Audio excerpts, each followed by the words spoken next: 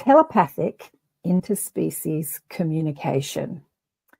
Who are we communicating with? How can we communicate with other forms of life on this planet and indeed on other planets? That and more we're going to discuss on the show today with the wonderful Penelope Smith, who is an interspecies, telepathic interspecies communicator. It's going to be a wonderful show. You got to accentuate the positive. Wow, I feel good. A little bit of feel good goes a long way. You're listening to Karen Swain, teacher of deliberate creation, accentuating the positive, showing you a way to a better life. Accentuating the positive, it's not just fad, it's sanity. Who in their right mind would accentuate anything else? If you feel like that's what you want to do.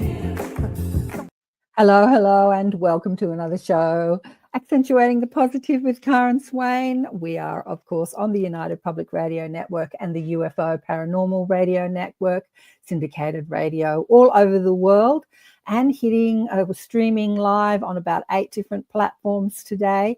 And I have the wonderful Penelope Smith with me. Welcome to the show, Penelope. Thank you so much, Karen. I appreciate it. Penelope is a wealth of information. Like I always say, every show I get people to come on at least half an hour before we go live. And if all their tech is okay, we chat. No, we have these fabulous conversations before I hit the live button.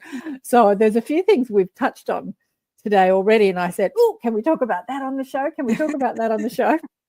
Which we'll get into because it wasn't really the topic of the conversation, which is about animals, of course. And we've got the gorgeous Vladdy Heidi here. Hi, guys. Thanks for joining us. Yeah, Penelope has been in the consciousness field, well, I was going to say for a long time, but for lifetimes.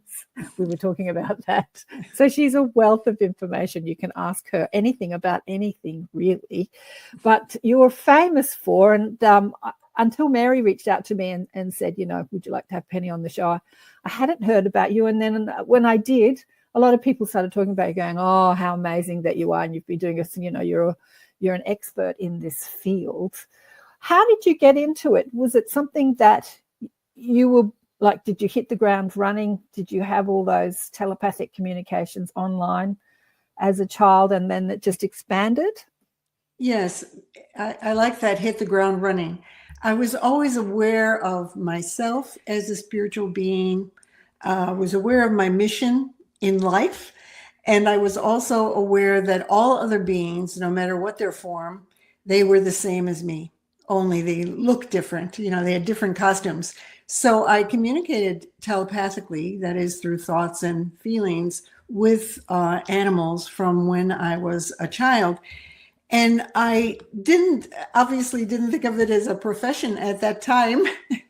I just communicated, and other people were not open to this. You can imagine this was a long time ago, and people were not open to this at all. And my mother told me, oh, you have a very active imagination. And I just decided, instead of giving it up like most people do, as soon as other people don't approve, when you're a child, you want other people's approval, you want to belong.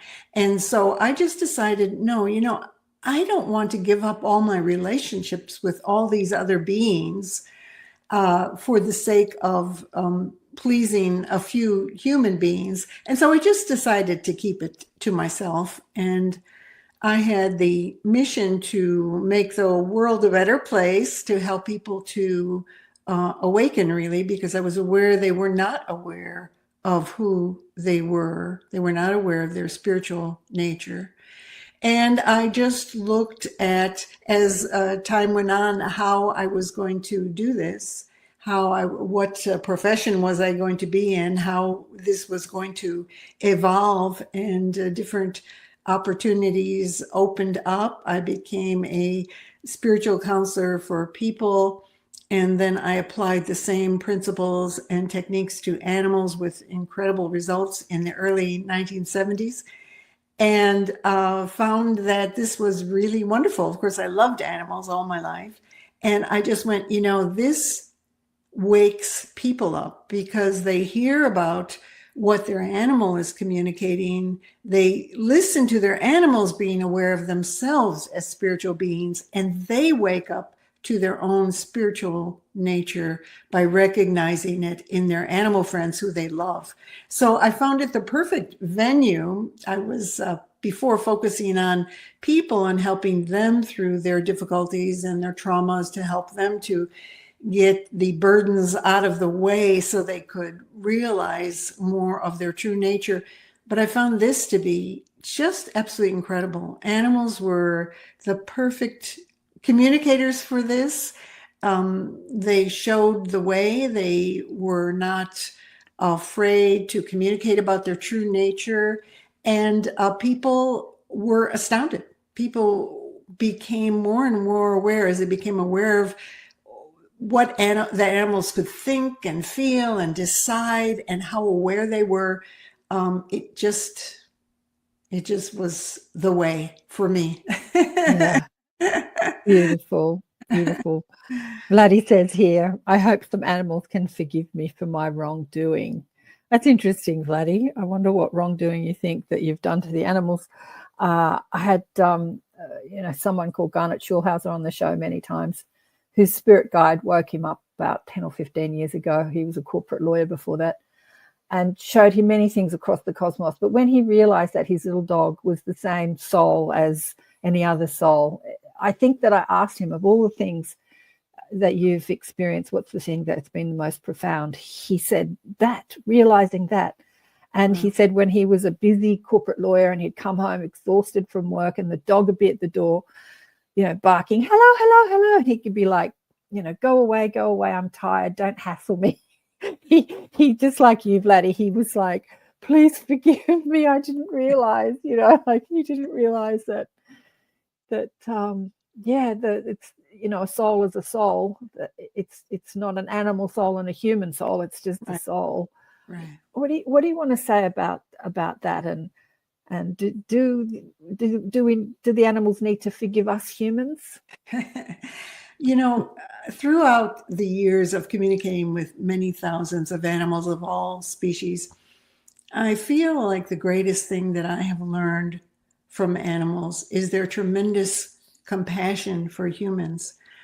They have a tremendous understanding of the difficulty of being a human being and the human condition and our confusion.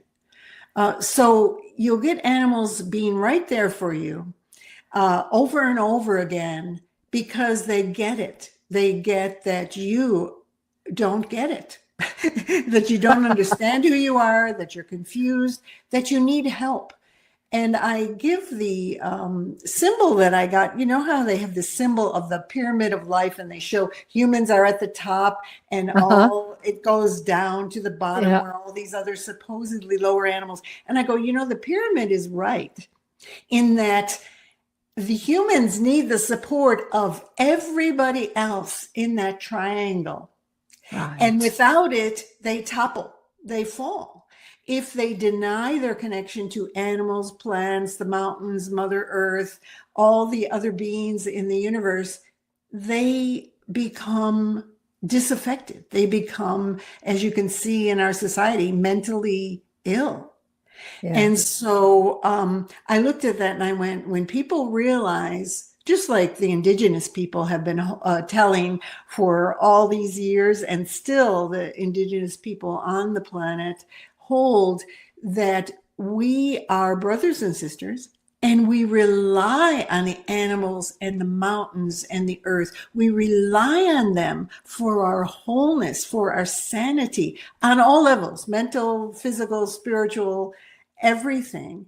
And so when you start to reverse this thinking of humans and realize that we're all in it together, but we need everybody else, wow, things change. And I find that people get so much happier. They start to tap into their own joy, the beauty and depth and simplicity of life with all these other beings comes to them. But the animals are very patient. So while you may want to ask forgiveness at the same time, they've already forgiven. There's nothing for them. There's nothing to forgive. They just go, humans have it hard.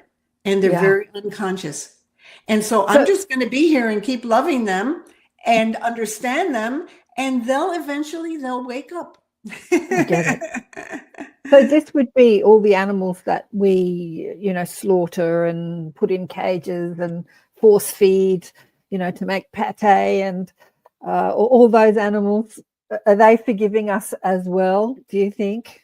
There's endless forgiveness in the universe. Beings have their paths. When we come to Earth, Earth is this great adventure place where you can have any kind of adventure that you want. And some of the adventures are horrendous.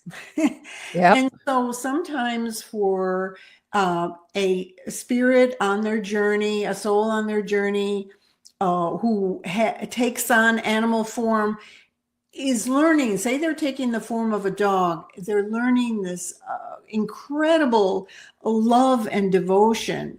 And say they take the form of a cow and they end up being slaughtered. They're also learning about that aspect of life. And that is their soul journey. So I respect all beings' soul journey. It doesn't mean that humans don't have to change their behavior. Yes, that's part of everyone's soul journey, is to move into more and more of the love of all beings and the unity of all beings. But all these things that happen, they aren't just happening. Beings have chosen those paths. They may be horrible paths. You see all that's happening on the earth. I won't mention places on the earth because we could go anywhere and see horrendous things happening to all species. And you go, okay, so I'm here on earth. What am I to learn from this part of my journey? How is this going to increase my evolution into greater consciousness? And that's what every being is asking themselves. They may not ask it, especially humans who forget they're on a spiritual journey. They may not be asking it now, but they'll ask it later.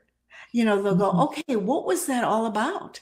And so the cow who got killed in the slaughterhouse, or the human who got killed in a war, or whatever it is, they're going to look at it and go, okay, what was that about? And what do I learn from that? How do I grow from that? And what do I do next?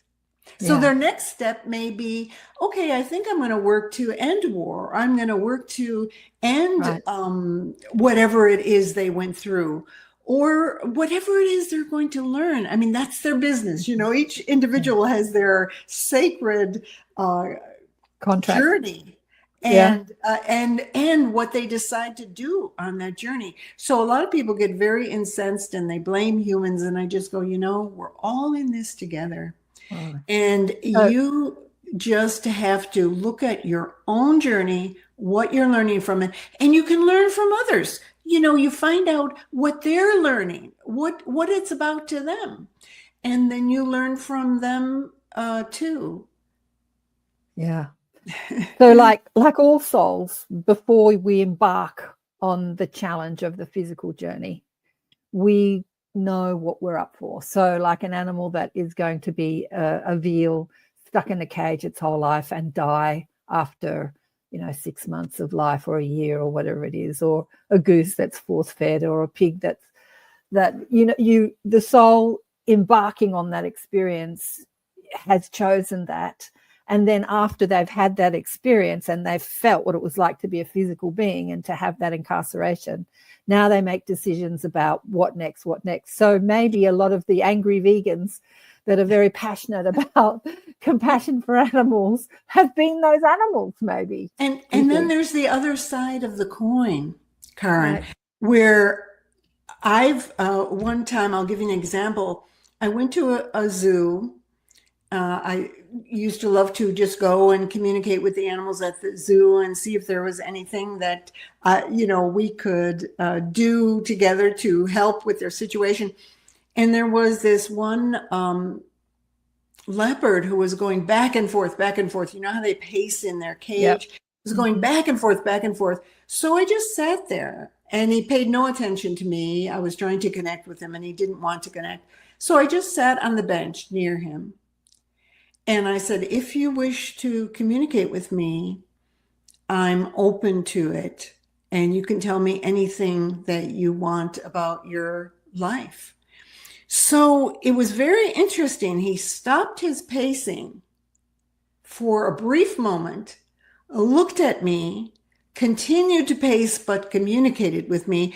And he showed me, he said, I know what this is about. It's very frustrating, and I feel really pent up, and I really want to get out of here, but I know why I'm here. And he showed me his previous life. He had been a poacher.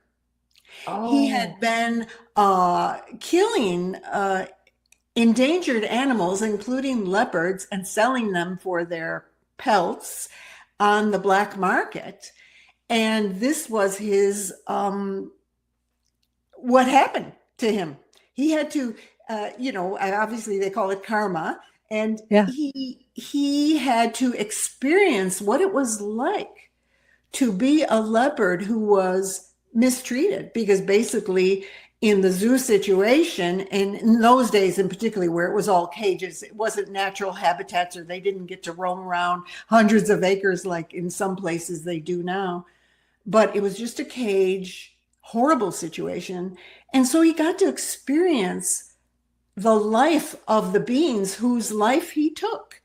And, beings basically know when they're doing what's wrong. They may not admit it in that lifetime, but he knew that this was not, you couldn't do this to your fellow beings and not pay the price. So he paid the price. He saw what it was like to be that being and to feel so tortured. Yeah. So that was part of his journey. So I never judge people's journeys, beings' journeys, because they're going to learn whatever they're going to learn. So he told me that, and he actually felt a lot better because he got the clarity on it. And because the only reason he could open up to that was because I was there and I understood him. Right. And so he then could open up to that. And so that helped to release some of his debt, as they say, and then help him to live a better life. And so I told him, I said, well, I hope that you can, understand more from this lifetime, and that you can live a better life your next lifetime. And so I just left him there. It helped him become more accepting of his circumstances. So that segues into a question that was on the tip of my tongue about, in many religions like Hinduism, they talk about the evolution. Christianity doesn't talk about reincarnation at all, just wipes it off the board. But in other religions, they talk about the evolution of the soul, and that you start as an animal, then you evolve into a human. But what you're saying, and so that's a consensus that's widely accepted, what you're saying is not necessarily. Do you want to speak of that? This to me is, as much as there's so many beautiful truths in these different spiritual traditions, this particular one on reincarnation, where the teaching is that there's lower beings, and that if you have bad karma, you're going to end up as an insect or something. I haven't found that to be the case at all. I've found that beings have a choice. They can go into any form that they want. It depends on their journey. And what it is that they want to learn. Some people have a very strong path to serve and help humans, and so they become human often. And then sometimes they'll become other animals because they can help in other ways. And so it doesn't matter what form you are. I've met many beings of other species who are far more aware than most humans. And I've talked to insects who are incredibly aware, and people get this idea, again, this is human manufacturing of ideas that aren't validated by the reality of the animal, because you're not communicating to the animal. When you find out from them, they'll tell you about their awareness, their connection to the unity of life. When you talk to worms, when you talk to slugs, when you talk to insects, you'll find the awareness of their place in life and how they're working with it. And you get some very evolved beings who are all kinds of different forms, including all the way up to elephants and dolphins and whales, who we often recognize as very aware beings. But it doesn't matter the form. When you connect with them, you'll find out that you'll learn a tremendous amount. And I find that you can learn from these other beings about the unity of life, where you won't get that as much from humans. Right. And humans have forgotten so much. From many humans, from most humans. Yeah, exactly. So in talking about, levels of consciousness, again, the consensus has been that the humans are more superior and are heightened consciousness than the animals. And then some people say, no, animals are much more superior. They don't start wars and they don't, do this and they don't do that. Again, what do you want to say about that? Well, first of all, these are the black and white viewpoints. Right. It's really not, it's individual. So you'll get some individuals of some species that are very, very aware. And then you'll get other individuals that are not very aware of who they are and what's happening. Although most animals retain the consciousness of themselves as spiritual beings living an experience as a dog or an insect or whatever. But they're individuals, you communicate and you find out. And so the idea that they don't start wars, I laugh at that. A lot of people, they compare humans often to other primates because we're primates. So they compare us to other primates and we say, well, we're more like other primates, but we're nothing like other beings. And we're certainly not like insects. But, I've communicated with and studied, in other words, just been with and learned from many, many animals. And I would say, actually, we're more like ants. If you really communicate with ants, you'll find, first of all, they're extremely intelligent, which all animals are, but intelligence is a factor of what it is your mission in life, what it is in your place in the web of life. So you're geared to what you can do in that particular place. But so the ants, so when people say they don't create wars, ants have wars. Ants kill other groups of ants if they trespass. You gotta be recognized. That's why animals sniff each other and why they sense each other. They recognize each other's groups, and so when you say, no, they don't have war, no, I mean, if you start communicating and you start really looking don't put these biases aside, put these other ideas aside and start looking. Well, some animals have been responsible for, completely decimating an environment. And because they're hungry and because, it's gotten dry and they've destroyed the environment and destroyed their own species. And you go, and then you get ants and other insects and other animals who do war against each other. Can you not think of many examples of animals who fight other packs of animals who will go out and kill another member of another species? You even get bears. A male bear will kill a baby bear. Mother bears have to really protect their baby bears against male bears. So, but there's reasons for this in terms of survival of the species and all that. Right. There is the same in humans. See, we keep thinking we're something different. And the point is, we have our function in the web of life too. And all that humans do is part of their function and their learning. No, humans are not the most farsighted. Definitely, except for a few. They are not the most farsighted species. They wait till they're on the brink and everybody's falling off the edge, and then they go, well, maybe we ought to change something. Like they see, 100,000 people have just died. Well, maybe we ought to change something.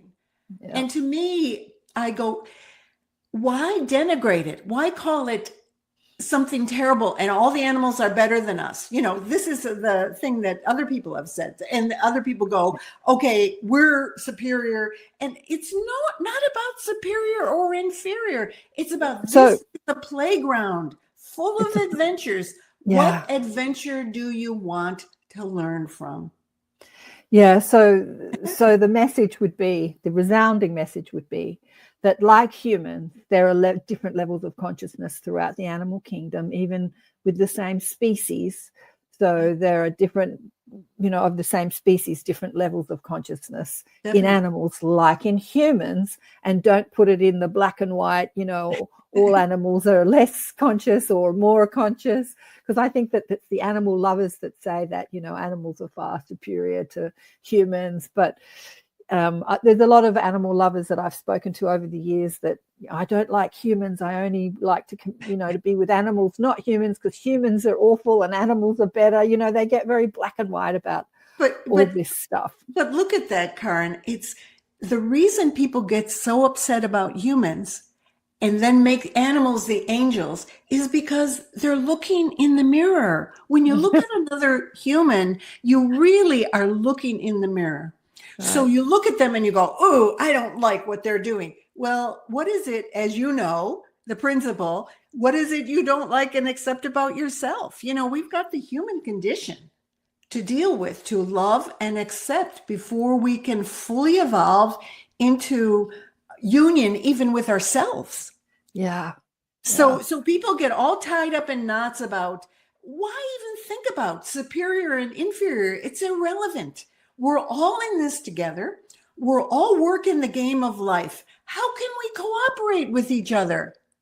Exactly. How can we be with the other beings on the planet, whatever species they are? How can we be with our own species? That's the big one. We have the most difficult time being with our own species. I mean, exactly. I get it all the time because I deal with animal lovers. So I hear people say all the time, like, I just prefer to be with animals. Well, I understand. I mean, the animals are taking care of you. They're loving you. They're being there for you. I mean, it's something we need as humans.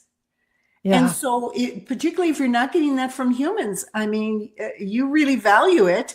And at the same time, it's our journey to get along with humans.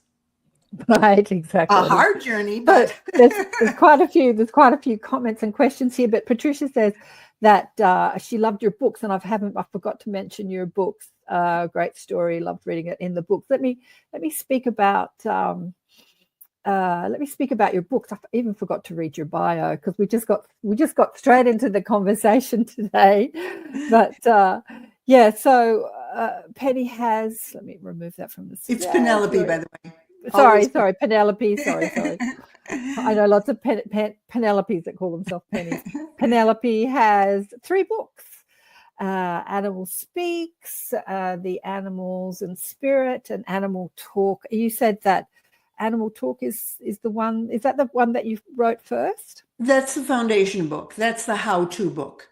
So for people who want to learn how to communicate with animals, that's the book to go to. And the other books expand on that. And Animals and Spirit is particularly to focus on animals who are dying, their viewpoints on dying and death, and how you can get in touch with them afterwards. And When Animals Speak is like an advanced version of Animal Talk, where we go into a lot of different aspects of communicating with all species, all life. So there's a couple of questions in the comments here. There's Susanna and Susan. And Susan says, can you speak about animals picking up on earth changes like earthquakes and storms? Yeah, great question. Thanks, Susan. First of all, animals have senses. Different animals have different senses that are so highly attuned. And the problem, we as humans have very good senses also, but we have, in our society, we're not geared to amplifying our senses, to focusing on our senses. So we lose the acuity of our senses. So people are organized towards screens now and not the environment, where animals, if they don't have their acuity in their hearing, in their smelling, in their taste, in all the things that they sense their environment, they're dead. I mean, the fact is, for wild animals, you are living by your senses. So anything you don't use, it atrophies. So humans can get more of their senses back, but animals are just naturally attuned to keeping their senses. So even our domesticated animals, they're listening. You get dogs who have the hearing, and cats who have such incredible sense of hearing, and dogs with their sense of smell. So they can hear things from miles away. You get dogs who are barking and people say, well, there's nothing there. Well, nothing that you know. Yeah. Let me give an example of this. Often people think, commonly people think chickens are very stupid. And I have had chickens as companions in my family for about 40 years. So I know different. And I over the years, have gotten many people to communicate with my chickens and get to know them both in person when I held advanced courses in person and at a distance. And you find they have incredible language. They have incredible amount of communication. They have incredible senses. So one time I was about to go out of town, and this person came to be the house sitter to stay at my house. And I was showing her around, and I showed her, we were at the chickens, and she said, chickens are so dumb. And I'm going, wince. But she says, they make all this noise and they make all these alarms and there's nothing there. So, and I said, well, I was just about to explain to her how they have hearing that is way, way beyond ours. And they pick up vibrations in their body that is way, way beyond what most humans are attuned to, unless they're indigenous people who are practicing on their senses and using their senses all the time. So as we were standing there, my chicken started alarming, and she started to say to me, look, there's nothing there. In that moment, what a teaching, a hawk flew down and caught a dove midair just above her head. Wow. right next to the chickens. But the chickens had picked this up, that this was going to happen, that they felt and heard the hawk, that it was going to happen. And they were alarming to tell all their other chickens that we better be safe. But of course they're safe. They're in an enclosure. They're not going to get, but the hawk came down and I didn't say anything. She just looked and she got her lesson. I didn't have to teach her that when they're alarming, there is a reason. You may not see it. And so I'll just ask them, because I don't have those acute senses that they do. So sometimes they'll start alarming. I said, what is it? And they said, well, there's a coyote about 50 yards away. And they show me, I can't see them because they're among the trees and in the bushes. And they said, and they're coming this way. And I said, okay, I got that. And you guys know that you're totally safe. And they said, we know that we're totally safe. And at the same time, we have to alert each other. And they're just keeping their senses attuned. They're not letting themselves get squishy. But this is the kind of thing that people learn, is they make all these interpretations about what animals do that are completely unfounded on the reality of being the animal. So when you communicate with the animal, you get their communication, but you also feel all their senses. So I can feel what the chickens are feeling. So I start to they share with me, there's a coyote, and I start to see their images of the coyote, and they're the little tiny twigs that crack when the coyote moves that I can't hear, but they can. Yeah. So when you talk about earth changes, earthquakes or storms, these are big. These are huge for animals. I'll tell you what I have noticed with my critters. We had in 1989, and I lived in California at the time. There was the Loma Prieta earthquake. Some people may remember this, in south of San Francisco. And I was outside, and the ground started to go boom, boom, and I just went, oh my goodness, it's an earthquake. So I just stayed in place. I watched my dogs and cats had a dog and cat door. I watched what they did. My dogs went out on the driveway and lay down where there were no trees. Uh-huh. And so I followed them. I said, well, they know where to go. I just followed them and I went to the same place they did. My cats did the same thing. They went out and they made sure, and we were in a forest. So they went out to an area that was clear because to them, well, they know the biggest danger is with this earth rumbling is that these big trees are going to fall on the house. Yeah. Yeah. And one of my cats, after the earthquake, and there were aftershocks, she wouldn't come in for 24 hours. She said, I'm not coming inside. I fed her outside, but she said, I'm not coming inside the house. And she could feel the aftershocks that I couldn't feel. Uh-huh. She could feel these tiny little aftershocks in the earth. And she says, I'll come in when the earth has quieted. So yes, they can feel all this. I mean, look at when there was the great tsunamis, how the animals were already running to higher ground. And they were trying to warn people. You got elephants trumpeting and trying to warn people and warn everybody. There's something big coming. It's rumbling. It's coming this way. It's going to cover us. Yeah. Yeah. And so it's a lot to do with senses. You know, our senses are so acute and people think, well, it's something mystical. Really, it's physical senses, and our telepathic senses are finer tuned, and they're extended. They kind of add on to it. They add on to our ability. So the animals are picking up this information, not just with their physical senses, but they also have heightened physical senses, heightened sense of smell and hearing and feeling vibration, but they have heightened sense of telepathy and psychic, what we call psychic. Yes. Susanna here has a question. She says she wants to talk about, can I ask about her stray cat? Susanna's got I don't know, I think about 8 or 10 cats. How many cats have you got now? She asks here, what are they here to teach, and why is it some areas are so much more impacted? Why do they go to some people and not others? I think you're talking about stray cats, right? Yes.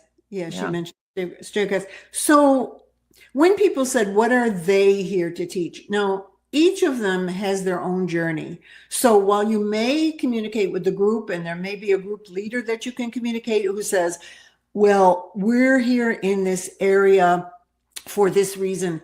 It's very good to also to communicate with the individuals, because they each may have their reason. They may go, well, I'm in this group of cats because I wanted to learn this, or I'm here to help these other guys because we're in the same soul group and we travel together and we decided we're going to be cats this lifetime, or I wanted to relate to these people. So a lot of times people take it all very personally. And again, they get into the human blame thing. So they get, oh, it's humans who are at fault for this and that. And really, when you talk to the animals, they give a lot of different perspectives. Yes, humans have their part in different situations, but really, I can't answer that as a generality. I would have to ask that group of animals. And I suggest that you who have this connection and love for these cats, just sit quietly with them. Extend your senses. Let your senses open up and ask the group leader or a favorite cat in the group that you have become close to your questions. They'll answer you. Yeah. And they'll be very happy that you communicated with them, because you're honoring them and their purpose here. So it gets much more elevated, because you start to get, instead of getting this human worry and, oh dear, I got to fix this, and oh dear, this is bad. You talk to the animals and they're not giving you, this is bad. You just don't. I find that animals in all kinds of horrible situations they'll find the best thing about the situation and tell you what's good about it. And they'll be so grateful. You rescue a stray animal, they're going to be grateful for every beautiful thing. And I know. I spend hours I spend hours watching things like on the dodo, watching stray dogs and animals being rescued. That just warms my heart. I just spend hours watching. It's so very beautiful. But see, this is where we have the beauty of it, of how we can help each other, how we can cooperate, how we can make our lives better with each other. But if we get too much into this human blame trip or making people wrong, then you miss the elevated part of it. The animals will teach you the higher purposes of things. You ask them and they'll go, well, I think this is a real trip. I really like being a cat who's not connected to anything but who I want to be connected to. Right. And they'll tell you whether they want to be with people or not with people or whatever. You'll just learn a lot. Exactly. I've spoken to dolphins, like, because a lot of people get really upset about, captured sea life, and the dolphins had said to me, I quite like it. Some people don't. Some of them don't. They want their freedom, but I kind of like hanging around humans and being fed every day. And it's different strokes for different blokes. There's a great question here from Karen Kelly. Hi everyone. Why do some animals become extinct? Is it by design? Great question. This is a very good one. I like this one a lot because years ago, people were so concerned about animals going extinct. And I tuned in to all the animals that have ever lived. And I got their perspective of how the energy flows in and out of life forms. And basically, it's bodies come, bodies go. There's nothing permanent. Right. We're rolling through energy forms. We're learning different things. And remember that movie, Field of Dreams? And the theme was, when you build it, they will come. Well, when you give the right environment, they will come. So a lot of people think that certain animals are extinct. They haven't seen them in 50 years. No, everybody's looked all around and they haven't found them. And then they find them in a particular area, or they suddenly appear in Central Park in New York. Why? The particular circumstances for their existence came about. And so, I don't know if you read Plato and his world, the world of forms. The forms are always there, ready and available. If they're meant to be in the physical, they appear again. So people always ask me, well, will dinosaurs appear again? I said, well, it's not up to me, but they did have their day. Yeah. And bodies come, bodies go. And if you get this bigger perspective, if you tune into the Mother Earth and her wisdom, you'll see that everything is moving all the time. And again, people get fixed into this idea that death is bad and extinction, what they call extinction, is bad, but actually bodies can return, forms can return if it is meant to be. And right now we're going through a tremendous change on the planet. So it's not right for many beings. It doesn't fit anymore. There's too much pollution, or it's too cold, or it's too hot, or it's too this, or it's too that. But it doesn't mean that the earth cannot replenish, that they will not pop up again if conditions are right for them. So I don't get into a big thing about it. I applaud people who do work to save species. I mean, that's their work, and I think it's beautiful. Anything you do that increases love and cooperation and helps beings to flourish, to me, is great. But in the bigger picture, all bodies will come and all bodies will go. Well, talking to the ETs, during the Australian fires at the end of 2019-20, the beginning of 2020, there was a lot of news across the world about how all the exclusive Australian wildlife was being burnt. Australia is a big place, I have to say, and the fires were in a very small area of Australia, but there were a lot of marsupials that were killed. And I had a communication in the shower with the ETs showing me that they had all the DNA, and they had picked up some of the animals, but they had all the DNA, like they have suppositories, like libraries of DNA, and that any anybody can be, come back again. They just said that there's really no extinction. Don't worry about it. And I said, okay, that's cool. There's infinite creation.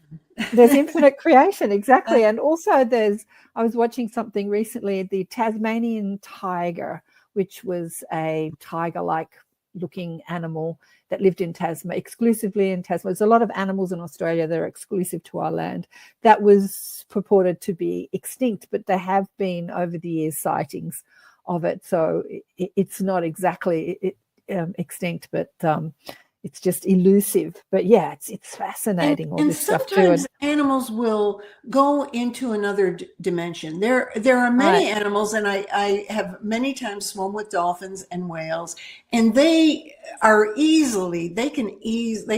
multidimensional, and they easily appear and disappear before your eyes. And dragonflies and bees and butterflies. There's all kinds of animals that are interdimensional.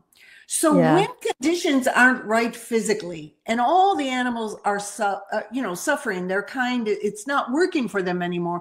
A lot of them, it's just a shift into another dimension. So that form, like Plato's forms, if you read what Plato said, the forms live in the other dimension and they can return. I mean, what is the physical? The physical is energy moving around and around. It's not something different than other dimensions. So you can pop into this dimension and pop into other dimensions. So there, again, when people get very worried and they get very sad about all that's happening, I understand that on a very specific human level. But at the same time, if you start tuning into all the beings, you'll get happy again, because they're going, well, as I got bodies come, bodies go, we're doing a dance here. And the energy just flows through. So what's the big deal? And we're learning when we are embodied, or when we go to other dimensions and then return again, we're learning about our infinite creation capacity. Exactly. And so really there's nothing to get hung up about. I would say just continue to do the work that you're attracted to. Continue to do the service, whether you're helping the stray cats or whether you're rescuing animals. Continue to do the service that your heart directs you to do, because it's all good. It all increases the love. Yeah. And in saying that, Susanna says, this was the woman that asked about the stray cats. She says she's got 8 at home and she feeds a colony of 8 stray cats. And they have taught me so much. The love I feel for them all is huge. I love watching their different personalities. But I have to do a station ID break. There's a lot more comments here I haven't got to. You are listening to ATP Media, Accentuate the Positive, Awakening and Expanding Consciousness, on the United Public Radio Network and the UFO Paranormal Radio Network, syndicated radio through 107.7 and 105.3 FM, all over the place. I think we touch about 120 countries. We're streaming live on 8 different platforms today. And my guest is Penelope Smith, animal communicator, interspecies telepathy communication.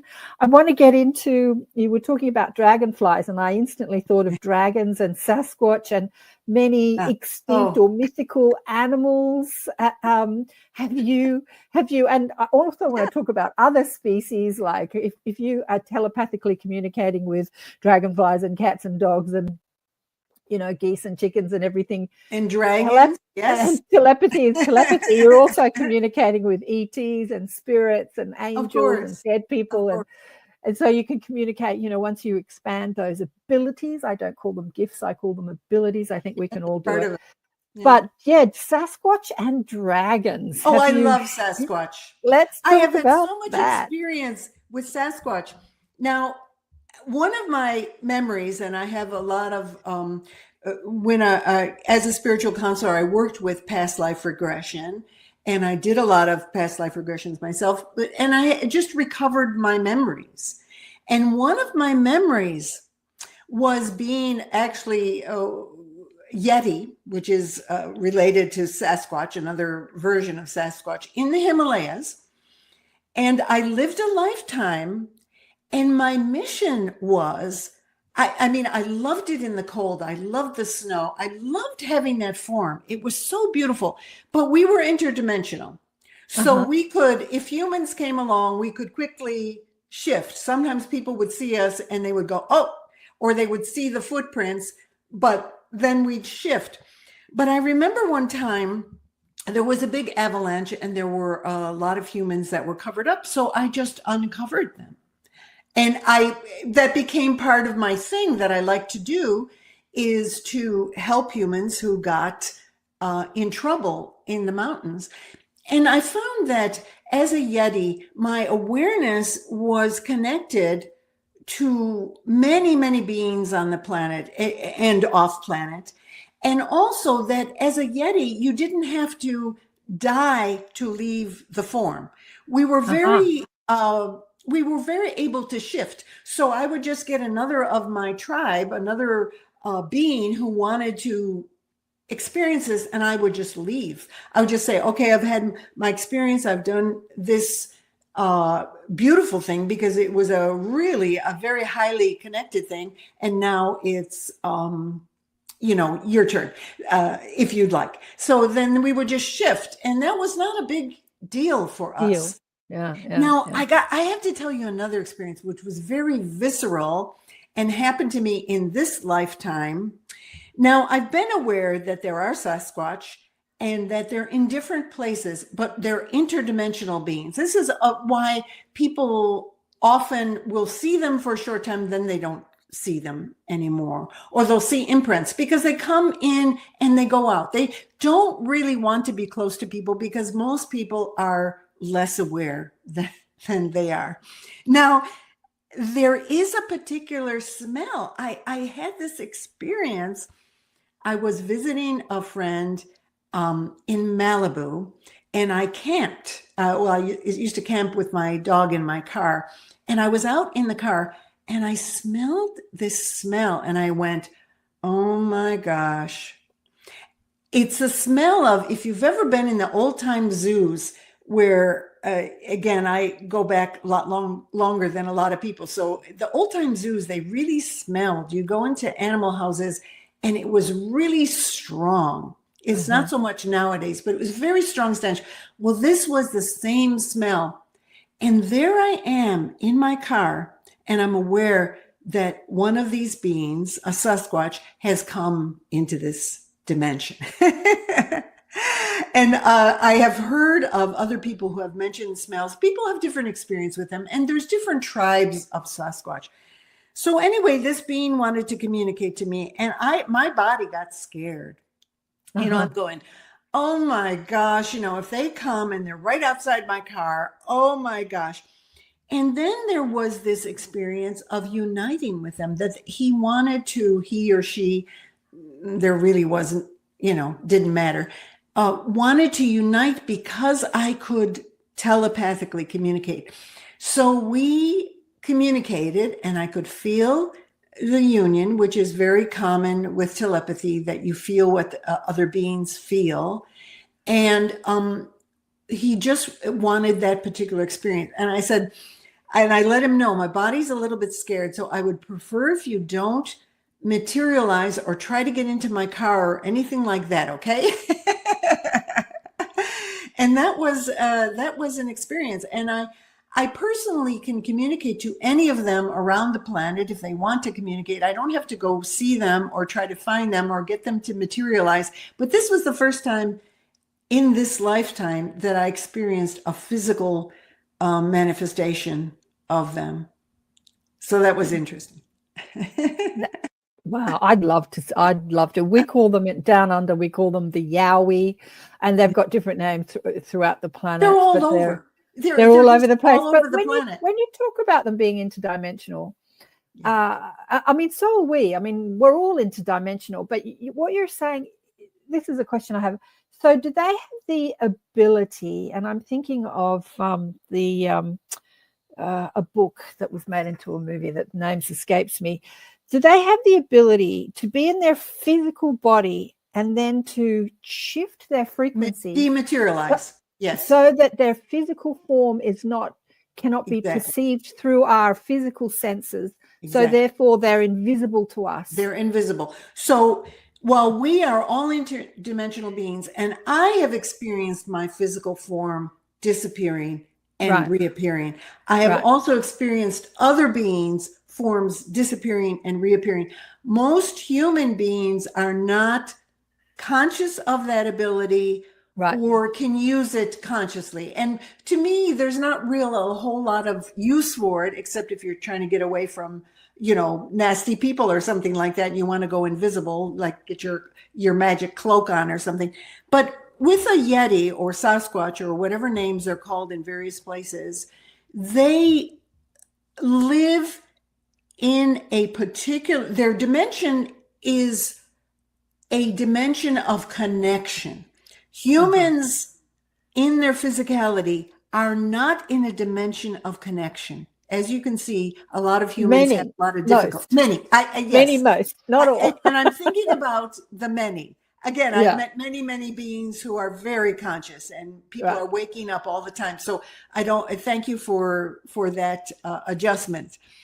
But with I only a say that Yeti, because I only say that, Penelope, because I have a yearning for humans to become Everybody. more aware, Exactly. for that to change. So go on. Please. So you can get a Yeti in the physical, making footprints, picking up snowballs if they're in the Himalayas, or moving things around. And then when they feel a danger, and normally the only danger there is from humans, then they dematerialize. They go into another dimension. The human cannot see them. Now, there are some people that can still see them. And you get sightings. Yes. Yeah. You get sightings, and people think they're seeing them physically, but they're not. They're seeing them in the other dimension. The Yeti or the Sasquatch has already left. But you can always communicate with them. If you're in tune with your telepathic senses, you can communicate with them. And that is why sometimes these beings or ETs or other beings will come, because they recognize that your telepathic senses are open. So they come and they want to communicate, because they don't find too many humans who they can communicate with. So they go, okay, you can communicate. It's the same thing I get with people on the other side. They communicate with me, and sometimes they want help with things. And because I'm available. So I've always been available to them. I've communicated to a lot of beings who have gone on. I particularly like it. I really love communicating to beings who have gone on. We have a lot to share, and it's very beautiful. But so these beings who are interdimensional and dragons. Okay. Just before we get into dragons, I wanted to share this story. I don't get to talk about this very often. So sorry. We got time. There was a book made into a movie, and its name, I know it's on the tip of my tongue, but anyway, there's a scene in the movie where these people are at this conscious sort of retreat, and they're in South America, and the military are trying to shut down the retreat because they're expanding their consciousness, and the military. So there's a chasing scene. The military have the machine guns, and they're chasing these people through the jungle, and they arrive at some sacred site, and they surround these sort of rocks, the sacred site, and they all meditate and shift their frequency. So they're all standing in this clearing, and then the military people come out of the jungle, and they can't see them because they've shifted their vibration. So they're physically standing there, but that because they know how to consciously, deliberately shift their physical vibration to another frequency, the military people cannot. So they are invisible, but they're still there. So again, that's sort of depicting what you're saying. Yeah. The Sasquatch do, and it was, put into this book. All right, let's get into dragons. What's Susan saying here? Well, I have this great love for dragons. And from when I was very young, I always knew that dragons did exist on the planet. Yeah. And so as physical physical beings, did they breathe fire, Penelope? Some of them did breathe fire. Some of them did. Okay. But like the Sasquatch and the Yetis, dragons again they're associated with high spiritual places. So you find them with the llamas. they associated with meditation. So when I was a lama in a cave many years ago up in the Himalayas, a dragon came to me and we communicated.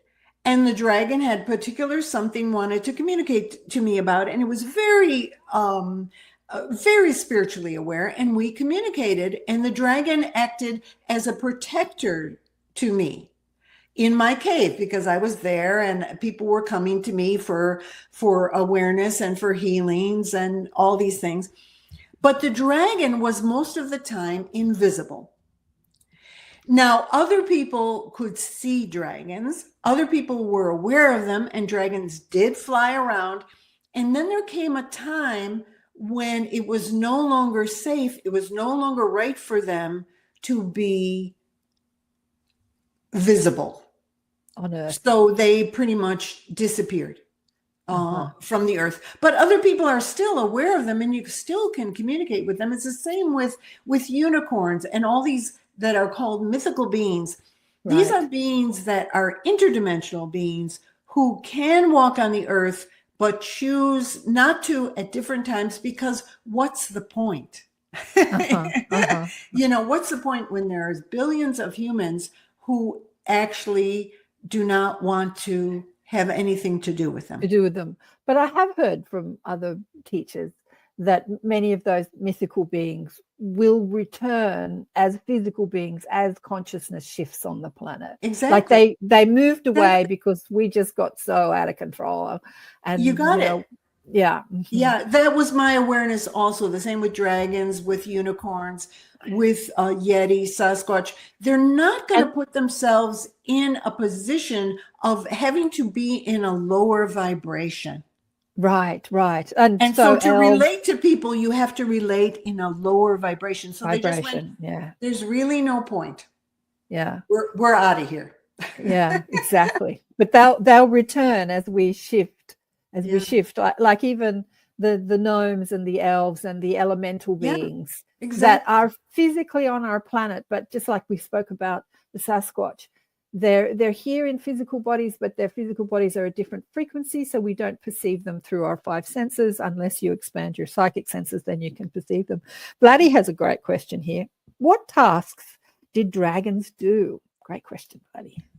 And again, I'm going back to my awareness of when they were actually on the planet before they completely went into the other realm. Dragons were great protectors. They held the mountains. They were in touch with the mountain spirits. They held the energy of the mountains. They helped with the weather spirits. They helped with the higher workings of the planet. And so when any contact I had with dragons that I can remember at this point, it was always a very high awareness. It's like looking at lizards now. Look at lizards and snakes. They hold that same awareness. The reptiles hold the ancient knowledge. So if you look at a lizard, you'll find they look right back at you and you can communicate with them. And dragons were like that too. They would just hold that and be very, very aware. And so sometimes they would ally themselves with different humans who were very aware, and they would help them.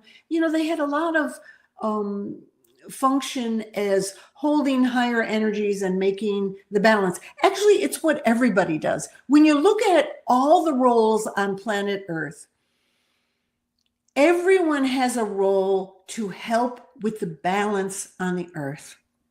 Everybody, whatever species, whatever form, their role when they're in the physical is to do their function to create the harmony and the balance. Yeah. Alison says here that just as you were talking about protection before, I call in blue dragons to protect my horses. Alison also works with horses. And beautiful. Susan says dragons help me transmute separate consciousness into the divine, separated consciousness into the divine. Beautiful, Susan. Yeah, so do you think, Penelope, that the dragons will return physically, or have they had their day on this? No, in this world? they're not like dinosaurs. Dragons are completely different things because dinosaurs were really physical beings of a certain consciousness and a certain way of living. Dragons have a whole different way of living. So yes, they could come back. And the people who communicate with dragons now, and like you said, you ask the blue dragons to help with your horses. If you spend time with them, you may find that they become more present to you, even with a physical appearance. There are times when, although I asked that Sasquatch not to appear physically because it was going to be scary for me to have this big hairy being who smells, very strong. Yeah, I've heard they smell community. bad. So I just went, no, I'd appreciate that. But we had a good communication. But with the dragons, you may find that communicating with them, they'll appear to you even more tangibly. Like you get that with the nature spirits. You start communicating with the elves or the fairies, and they'll appear more tangible to you. But to come out fully and appear in the physical, it's not the right timing. It's not. It doesn't fit. This is a big timing on the earth for humans, people in human form, beings in human form, to learn a whole lot of things about balance and harmony and cooperation. Right. And this is taking precedence. And, if you think, well, humans should be, you should just get rid of them on the planet. I go, there's a reason so many beings have taken human form. There's a lot of juice happening in the human consciousness and growth happening. It's happening all over. I mean, it isn't just happening with humans. It's happening with every being. But allow whoever is here, allow them their day. It may be that humans' bodies will be honed down to a much smaller amount sometime. I mean, that's certainly not up to me. But just allow everybody their day. They'll let you know when it's right for them. They'll appear to beings who they can appear to. And then when it's their time, when people are in a different state of consciousness, and I'm seeing a lot of visions of one of the potential futures is where we're all kind of floating all around and we're teleporting, and telepathy is just, totally natural, but we also move in a different way where we don't have this heaviness where we have to have cars to move us around, where we just kind of float. But you'll see this in a lot of the storybooks. You'll see this in the movies, that people know what is possible. People know what is potential, and people also get glimpses of the future. They also get glimpses of what was. So when I was young, I read the storybooks and I said, these are much more real than what people think is real in this universe. Yeah. Heidi says that she sees the Fae in physical ways more than 3 years ago when she moved here. I think you're in Colorado. You always say hello from Colorado. I got that right, Heidi. But I see the Fae in a physical way too, in that I don't see their bodies, but I see the lights. I see their lights. I see through my outside eyes, my physical eyes, I see their lights. Right. And it's amazing. Yeah, it's amazing. It is, and it's beautiful to open up to all those consciousness. The future. The future is something that came up just before we came on to meet each other. I thought, what am I going to talk about? And that question popped into my mind. Ask her about the future. And so, you've seen different futures. Do you want to go into that a bit more? Like when you said you saw a future where everyone's communicating telepathically and we're much lighter physically, and we navigate this earth without cars. What else did it look like? Well, what I have seen, and this has come to me many times in my life, and again, when you read the news and you focus on the physical, you think, well, humans are just going to destroy and pollute the whole earth and it's all going to be gone, or humans are going to be gone at least, or, we're destroying all the species and blah, blah, blah. But you see, these are superficial realities. There's an undercurrent of reality of creation, which we are obviously a part of, that we can tap into, just like you tap into when you communicate with your blue dragons or the fae. You're tapping into a reality that is here and that is bigger than the reality of superficial reality that is constantly on the news, that is being drummed into people as this is the reality. So, okay, I'm always tapping into all kinds of dimensions, and I do a lot of shamanic work, and I feel all kinds of beings.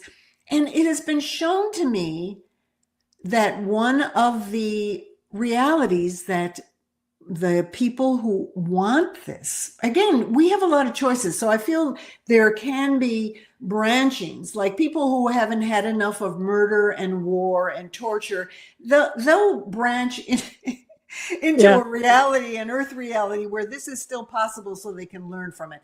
And then those of us who are done with that, we've had our adventure with war and all that, and we're wanting a different consciousness where, again, many of you have expressed this consciousness of communicating with the mountains and the Mother Earth and the fairies and the dragons and all these beings who are very conscious, and with each other who are very conscious.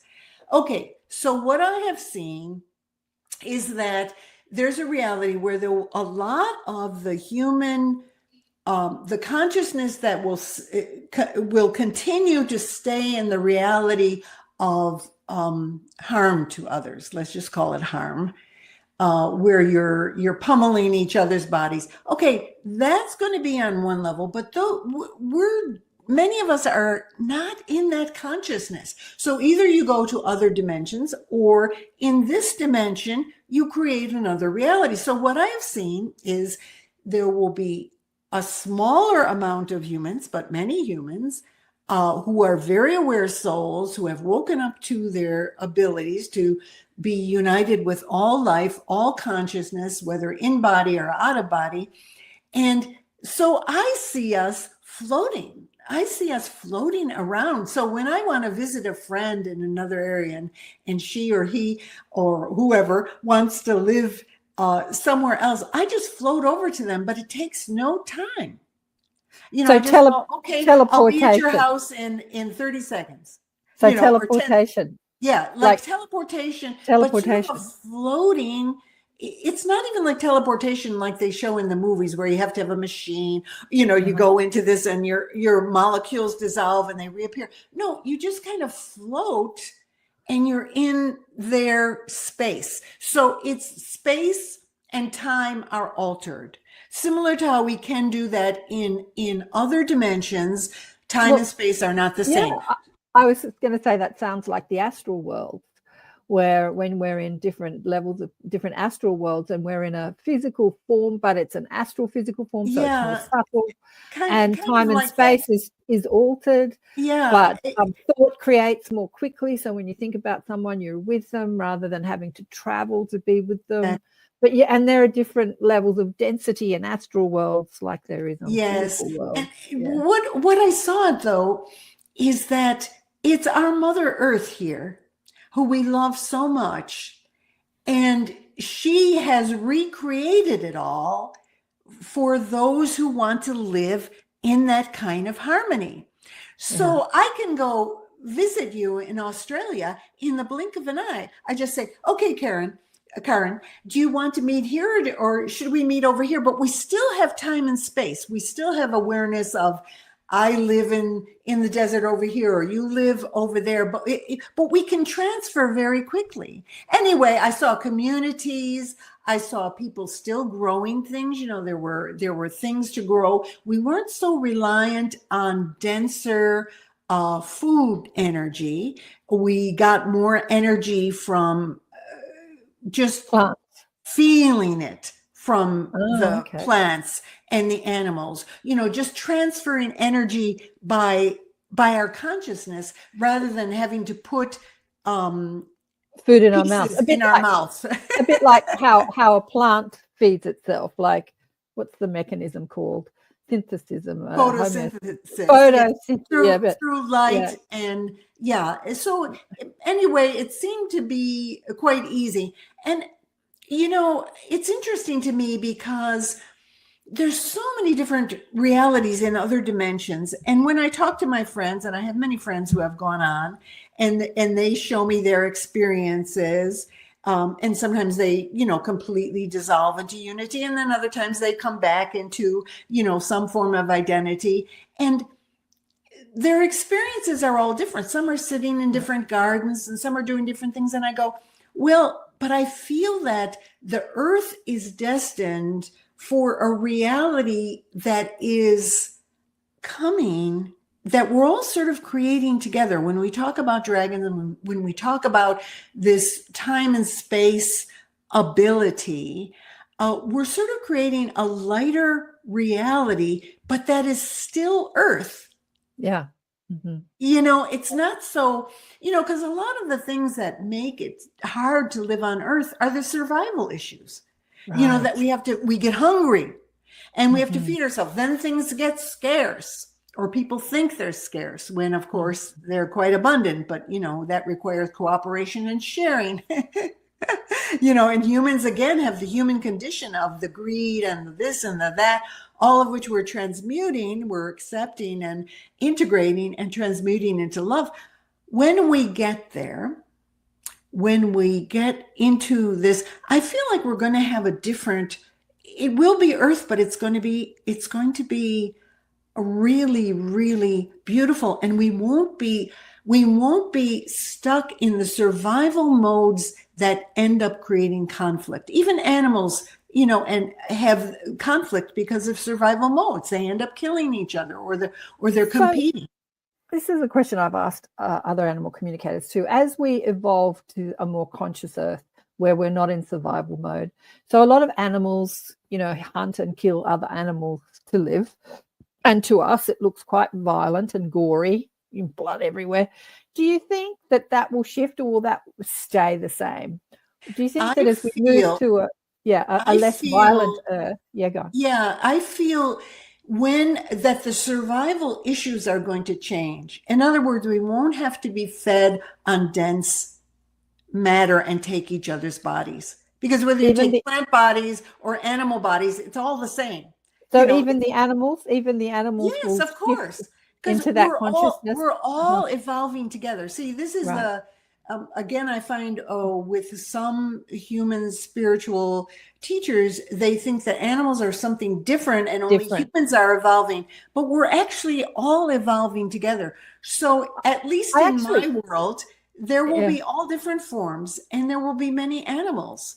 Right. And all kinds, and we will just get along together, and we won't have to eat each other. Yeah, exactly. I see that. You see that online a lot, the evolution of the animal kingdom, because, the consensus is being that you can't talk to, I don't know, there's that biblical story about St. Francis, and he was so loving that all the animals, like the birds, landed on him. Like, that is common. That's common on Instagram these days, people having birds land on them and talk to them, and different species that are like cats and dogs loving each other, and a duck and a pig being best friend, or a horse and a dog being best friends. I mean, there are so many stories on the internet that are showing the evolution of the consciousness throughout the animal kingdom.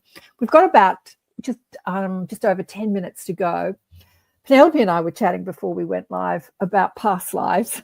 We recognize each other from a past life, or maybe we're in different bodies. So, but it was a fascinating conversation. I said, can we share that on this show? And she said, yeah, it's not really on topic, but we were talking about being around, I was talking about being around at the time of Atlantis and decisions I made during that period of the destruction of Atlantis, and then the decisions I made being around at the time when Jesus was on the planet, and decisions I made in that life, which has affected all my other lives, including this life. And you shared a story of memory of who you were during that time when Jesus walked the earth about 2,000 years ago. Do you want to share that with us? Sure. I sparked on this because to get to know Karen a little bit, I watched some of her videos, and one of her videos said she had a one in her past life, she knew Jesus. And I went, oh, okay, because I was very aware of that, and that I also had been at the time of Jesus. So I'll just share it with you, because this is not something I have the opportunity to do very often or ever even talk about, except with, certain people when it comes up.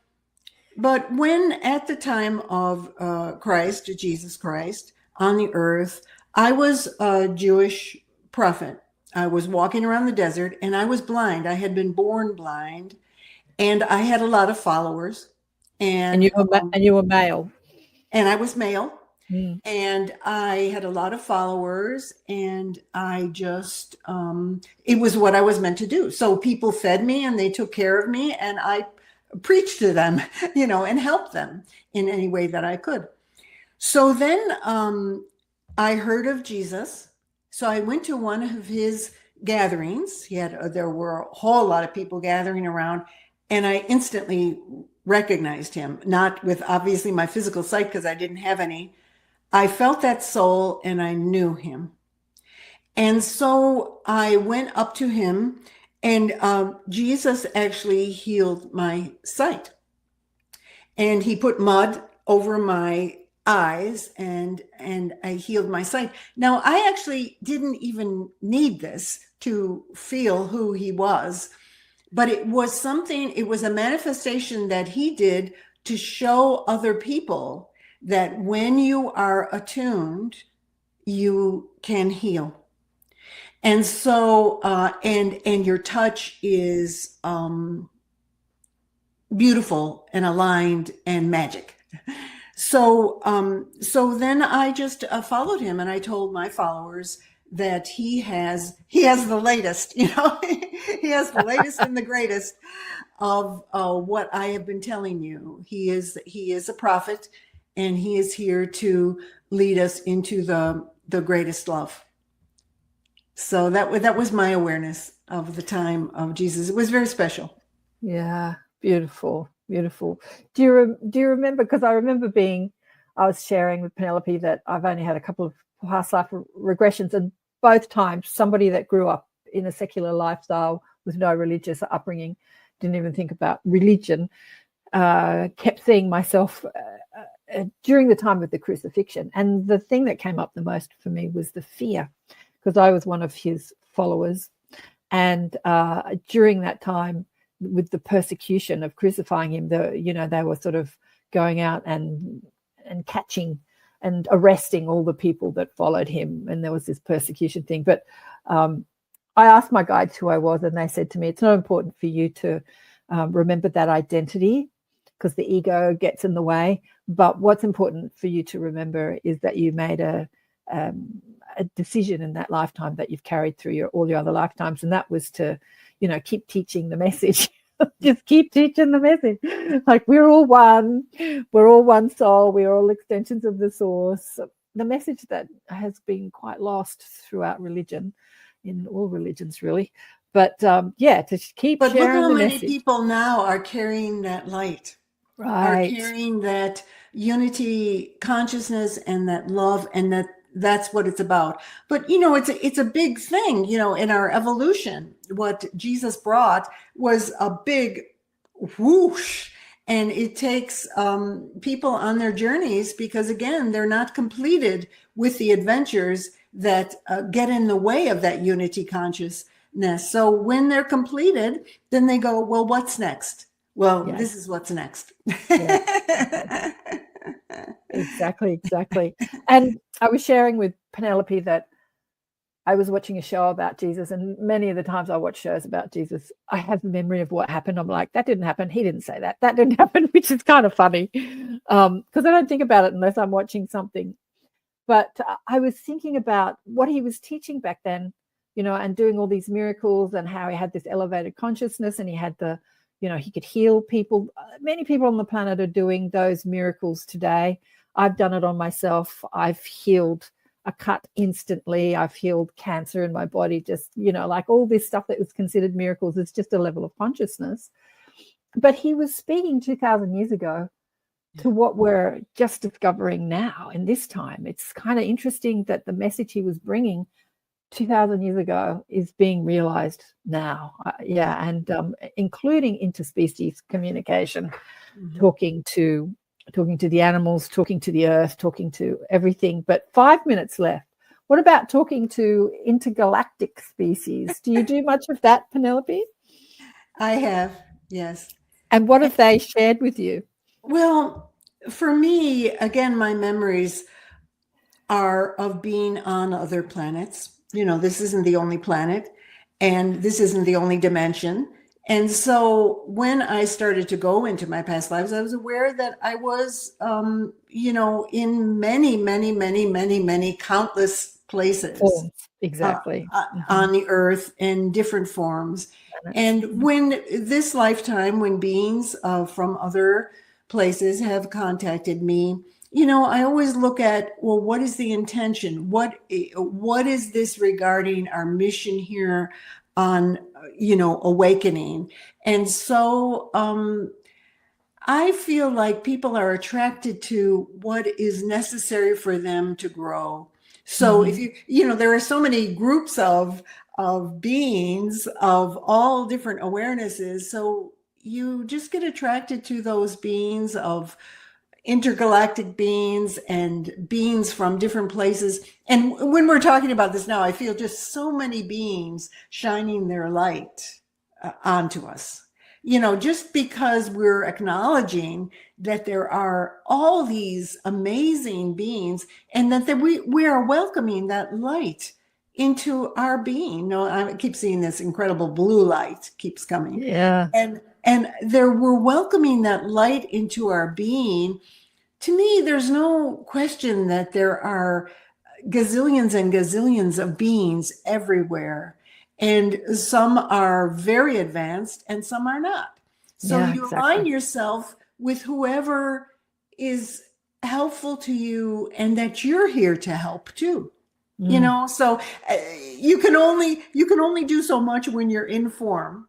Yeah. So you focus on what you're here for, but there's all these possibilities. So when you talk about it, it's lovely talking with you and the people who have put their chats in, because you've obviously expanded your consciousness to include many, many beings. Yeah. And that's a beautiful thing because it's infinite. The realms are infinite, the beings are infinite. And so we have a lot of choice. Yeah. As we're speaking, I've got a window in front of me. There's this little mosquito looking, it's a bit bigger than a mosquito. I don't know what it is, at the window, just sort of buzzing around saying hi, just sort of trying to get in. Yeah. But, disclosure is ramping up like exponentially on this planet. The politicians are getting involved. The mainstream media are getting involved. And the communication across the cosmos is predominantly telepathic communication. So if we haven't yet learned to communicate with the different species on our own planet, what hope do we have as a collective to communicate with different species from other planets? I think that it's really important that we all expand and learn more about our telepathic abilities and communication, which is why I was telling Penelope about the telepathy tapes is become this smash hit podcast because it's bringing that awareness of telepathy into the mainstream. And so are you, darling one. You're doing an amazing job. Thank you for being on the planet and for all that you've done to bring awareness and teachings to us about our interspecies communication or telepathic abilities. We've got I think we've run out of time. I was going to say we've got 1 minute, but thank you for being on the show. Thank you, Karen. An absolute blessing. And Penelope does do amazing work teaching through the Shift Network. And if you want to, I know she's got a big course that's coming up right now that's starting like tomorrow. So it might be a bit late to join that for 6 months, but you do a lot of work teaching people about this stuff. And if you want to know more about that, just get in contact with me and I'll send you her way. All her links are on the link in the description that says see more here. You'll see us on different platforms there, on the SoundCloud, the audio platforms, and the different Rumble and Odyssey and different video platforms. And thank you, everyone that's been. Sorry, I didn't get to all your questions. It's been a great audience today. It's been just amazing. I want to thank everybody that's been in the chat. Yeah, I have an amazing audience, I have to say. Thirsty, thank you. Thirsty always sends emojis. You never really ask questions, Thirsty. You always just send great emojis. And Diane and Patricia, thank you. Thank you again, Penelope. Thank you. It's been a blast. So next week on the show, we've run out of time, but next week on the show, Gary Zucroft is coming, a spiritual teacher that was made well known by Oprah, another beautiful spiritual teacher. So I look forward to that. And if you have any questions, pop them in the chat. If you're watching the recording, let us know what you thought about the show. Pop your comments. I love to hear your comments if you're watching the recordings in the chat, because unfortunately all these amazing questions and comments don't show up in the chat after the live is finished. So yeah, pop your comments in after the live has finished, and we'll catch you all next time. Big love. Bye for now.